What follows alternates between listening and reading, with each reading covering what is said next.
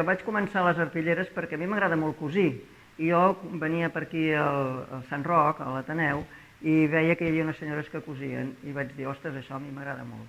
Però després, quan ja he entrat en el moviment de les arpilleres, me n'he donat que no és cosir, que és denunciar, que és exposar, que és manifestar situacions injustes que hi ha a la nostra societat, a la nostra dia a dia, a les injustícies que hi ha, i que això era una arma molt potent. I per tant em vaig emocionar de veure la potencialitat que tenia aquesta manera de cosir, de fer diguem-ne, aquests quadros cosint.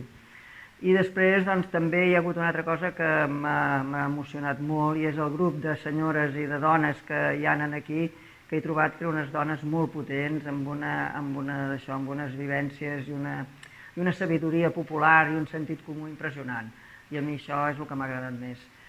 I bé, he començat a fer una arpillera i m'he llançat a la piscina i elles m'han ajudat molt perquè no m'ha sortit gaire bé i no estic gaire contenta, però bueno, ja n'he fet una i estic contenta d'haver-ho fet.